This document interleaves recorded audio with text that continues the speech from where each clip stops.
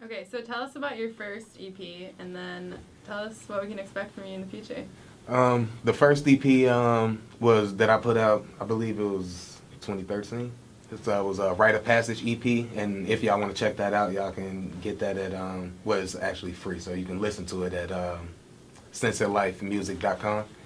And that was, a lot of people, I don't want to say a lot of people, but some people would say that it was like my best project. I kind of feel like that just because the well-roundedness of it. It had something on there for everybody, and it was the first time I broke it down and looked at like, okay, I want to have this song, this type of song on here. I still want it to be me, and I wanted to fit the flow of the project, and this was probably one of the projects that I felt I did that the best on.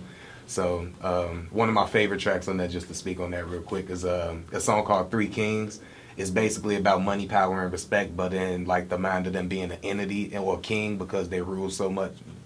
So to speak, they rule so many people's lives. Even now, like, you know, some people live for money, some people dying for respect, and some people, you know, killing for power. So it's like stuff like that, and I kind of put it into where if money was a king that was ruling, this is what his land would be like. If power was a king that was ruling, this is what his land would be like. And if respect was a king, this is what his, you know, land would be like. And it ended up boiling down to kind of like money was bad. Of course we know that. Power is bad. Of course we know that. But if you get respect, it can kind of even a lot of things, because if everybody's respecting everybody, it's kind of hard to disrespect. So that's like one of my favorite songs on that, just because it was like so intricately written, and it took me a while to do it, and I didn't think that I could do it, and I did it. So it was that's just one of my moments, so I always cherish that EP for that.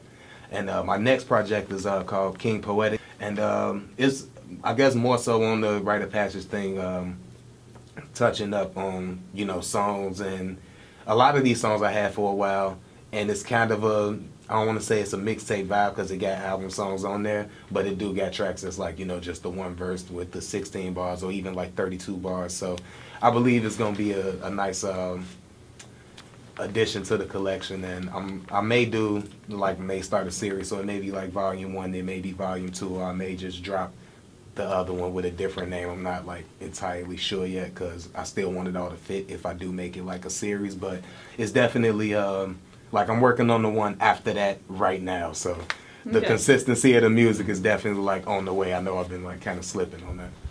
Sure.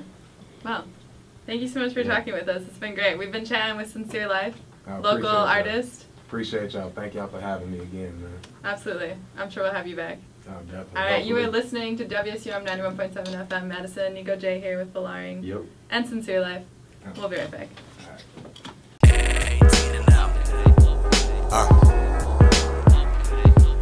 Yeah, and I'ma do some shit for y'all, cause it's been a minute since I did some shit for y'all, you know. I listen to my old shit feeling like I wasted rhymes. I got what it takes to make it unless it's taking time. Shout out to my cousin Kendall, don't lose your state of mind. Been locked for a while and still got like another 8 or 9. I pray for mine's long life and more guidance, cause I ain't really shit if I really start being honest. I do feel like the greatest, I'm really not being modest. Spent 200 on these shoes, but I need the whole $20. Broke as the promises made by fathers who never came. At the job in my J's, all they see is a fresher slave. All the music I made, well I see what my ether weighs. I'm aware the chances of that get slimmer with every day, but I'm grateful that I get to be breathing where life is cheaper than a nickel bag of reefer for $4 you keepin' for a double pack of blunts from the stove. Your roller skimping at you gotta match you something to smoke. Now that's a nigga with hope if I ever seen one. Just some dope lyrics to quote if you ever need some. Everybody think they a killer until they see one. No gang shit but out and out L's until they free them. Too many rappers out with no skills, I'll never be one, I can promise you that. To get a verse you gotta pay me more than homage for that. I tried to do it for the love but they weren't honoring that. And now I'm feeling like LeBron with no stats. It make me wanna go back to how I was rapping on that humble beginning. I was feeling like after this shit I'ma blow any minute. Did a showcase for a few judges who were known in the business, for them to say I'm dope but I would never blow with no gimmick. But I'm too cold for this shit, I honestly need to let up. They ask for the real, it's only right that I step up.